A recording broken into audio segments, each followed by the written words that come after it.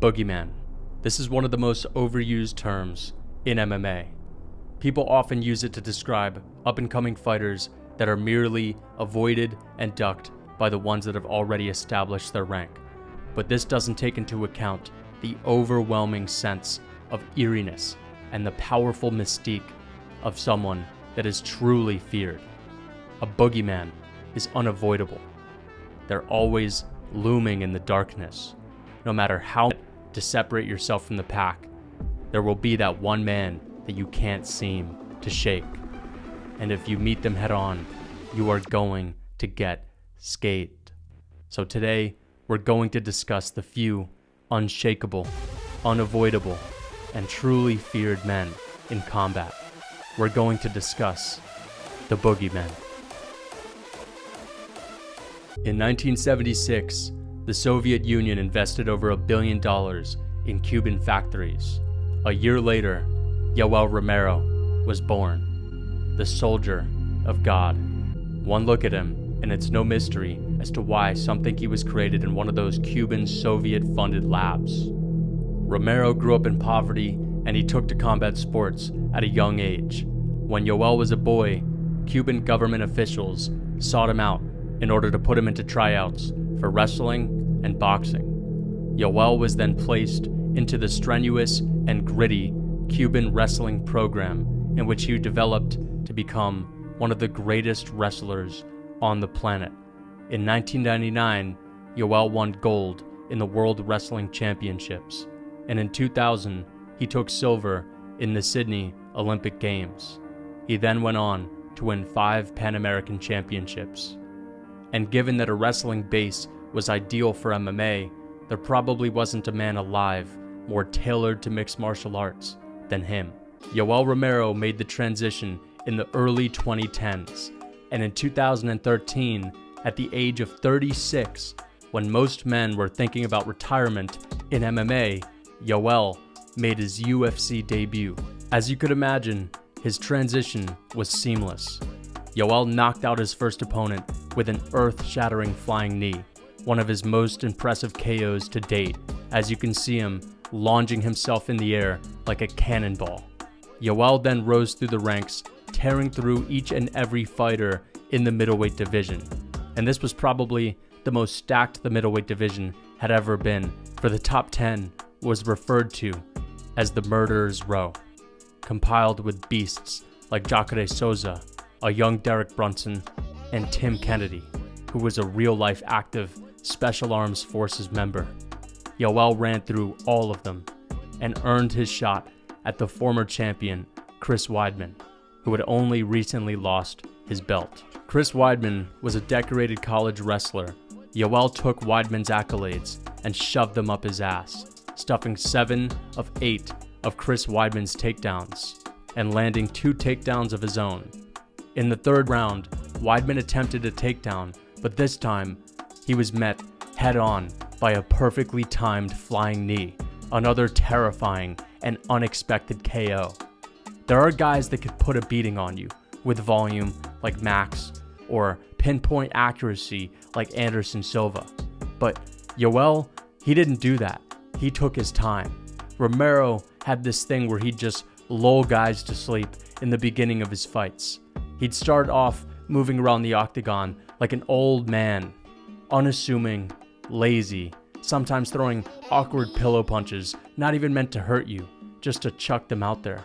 But then, before you'd know it, you'd see Yoel flip a switch and charge his opponents down like a bull, uncorking an explosive overhand that you just simply couldn't do anything to stop. Your only chance to stay in the fight was to run away. You could not for the life of you fight Yoel Romero without a constant fear of him leaping into the air, 185 pounds of explosive muscle flying at you with unreal speed, and you'd have nothing to do about it. After knocking out Weidman, Yoel decided to get on the mic to call out the recently crowned champ Michael Bisping, who happened to be in attendance. I love you, Mike. I love you, Mike. You say something like this for me, and now I say you. I love you. See you soon, boy. Yoel was on an 8-fight win streak and had undoubtedly earned himself a title shot, but Bisping flipping him the bird was just another way of saying, fuck all of that. I'm not going anywhere near this man. Bisping was 37 at first title defense, and I'm guessing the UFC offered Michael a contract for Yoel, but he turned it down because he decided to sit out for a whole year to take on GSP, who I'm almost certain wouldn't have made his comeback if Yoel were champ. But it ain't like Yoel was just a young gun either. Even though this was just the beginning for him, Yoel was 39, 2 years older than Michael Bisping. Romero made it a point to punk Michael Bisping by filming a series of videos calling out Bisping for ducking him. Give me the fucking boy! Where are you, man? Where are you? I wait for you here in Cuba. You say you coming here.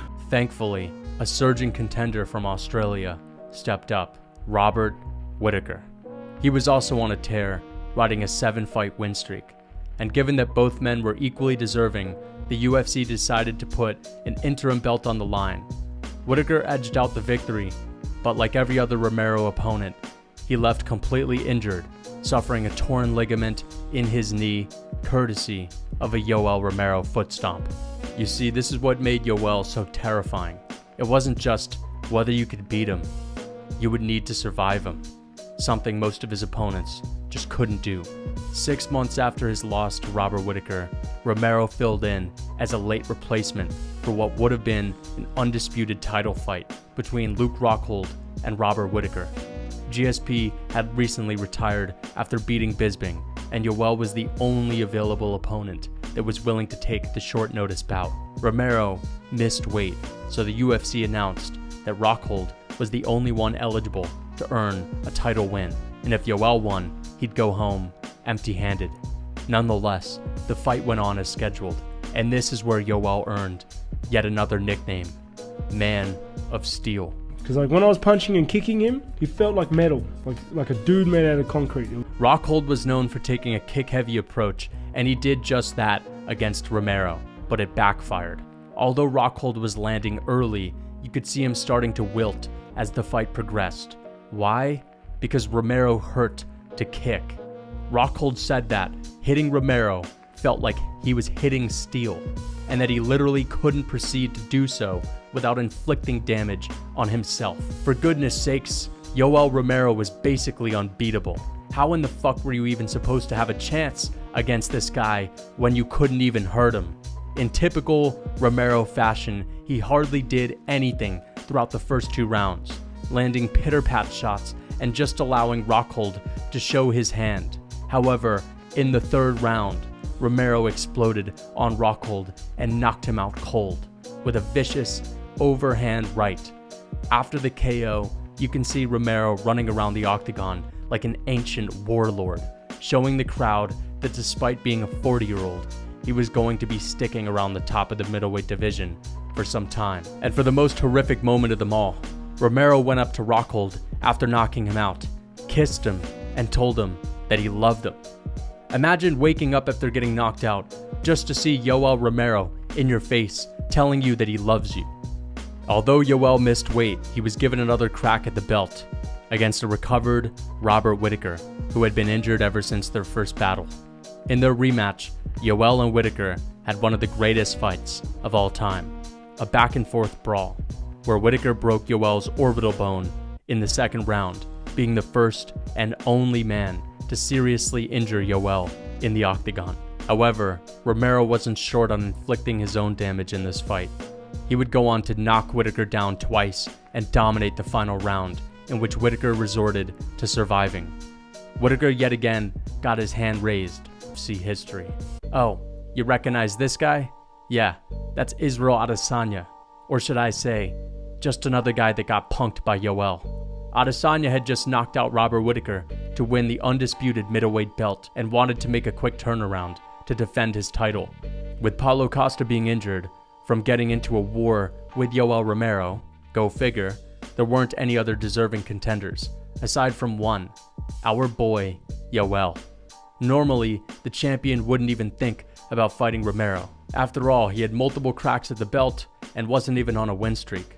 But Adesanya wanted to win over the fans that had been in his comment section for years saying, just wait till he fights Romero, or he ain't champ until he takes out Yoel. So what did he do? I asked for the boogeyman of the division, the guy no one wants to fight, Yoel Romero. I mean, he doesn't deserve a shot at the champ after coming off his last few fights losing. Right. If he's the guy that people think is gonna beat me, if he's the people's champ, then all right, let's see what you got. Becoming the first guy to ever ask for the fight.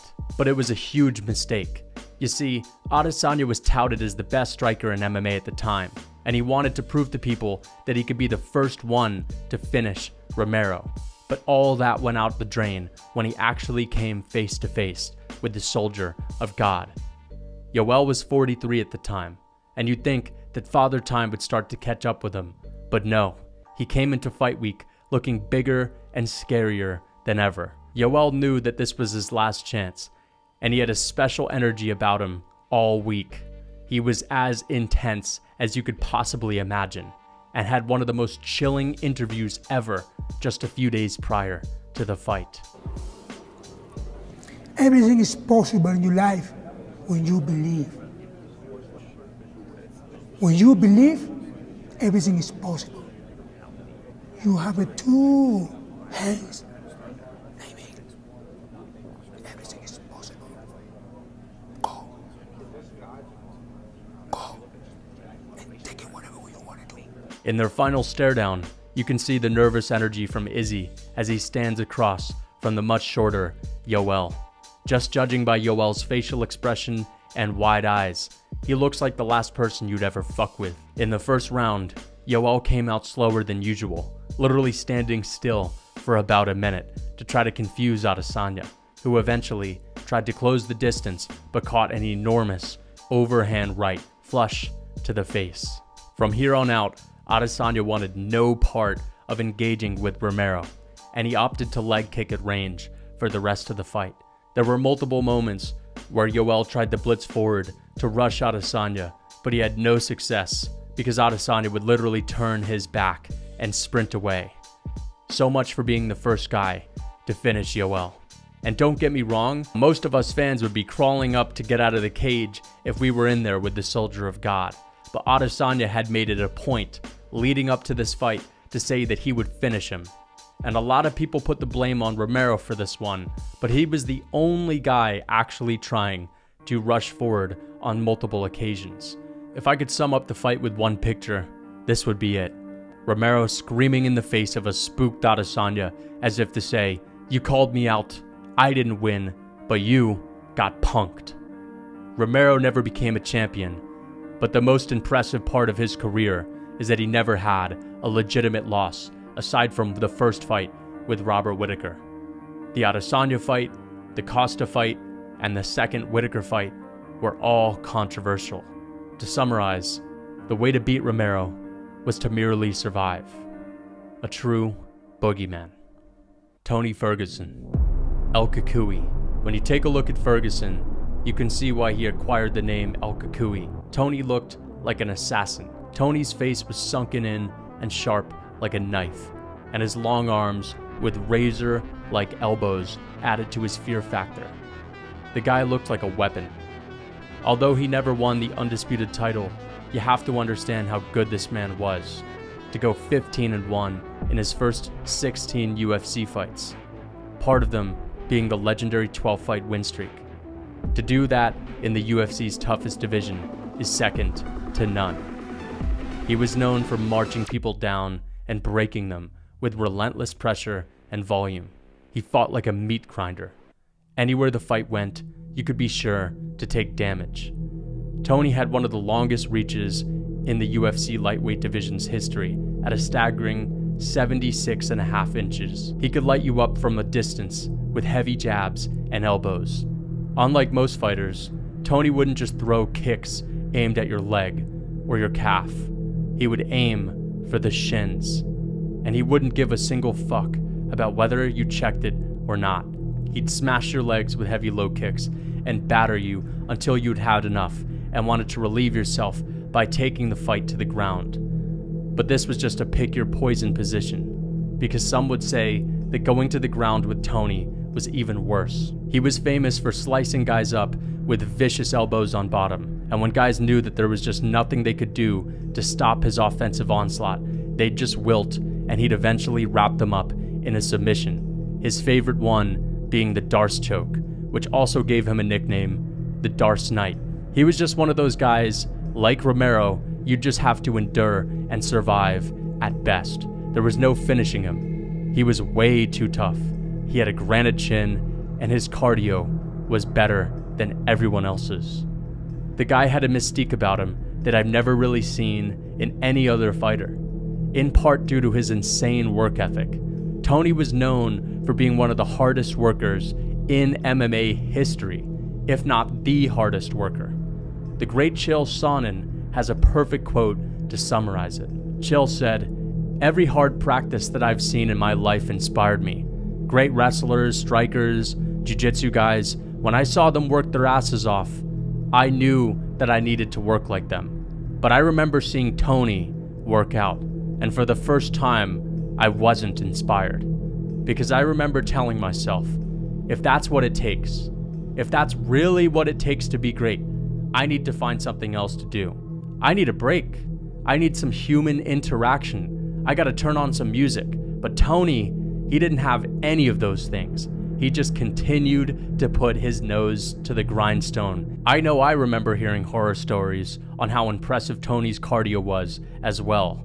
How he would run up and down mountains with his training partners only to lap them multiple times over. Tony's work ethic was evident in his results as well, as he would stay atop of the lightweight division for 7 straight years. And Ferguson was so famous for putting a beating on people in impressive fashion that there was a photo put together to show all of his opponents' faces after fighting him, each and every one looking bloodied and broken. Khabib had his wins, but so did Tony. And although they never shared the octagon with each other, to say that one was better than the other during both of their peaks would just be unfair.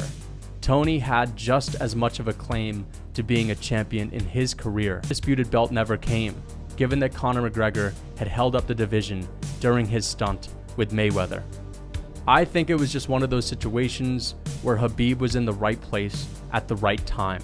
He was the one who got lucky enough to get the opportunity to fight for an undisputed belt, whereas Tony didn't, and that there's no way for us to ever know. But in his prime, I guarantee you, there was not a man alive at 155 pounds that would have gone into a Ferguson fight and leave unscathed. And that's why Tony Ferguson is the epitome of a boogeyman.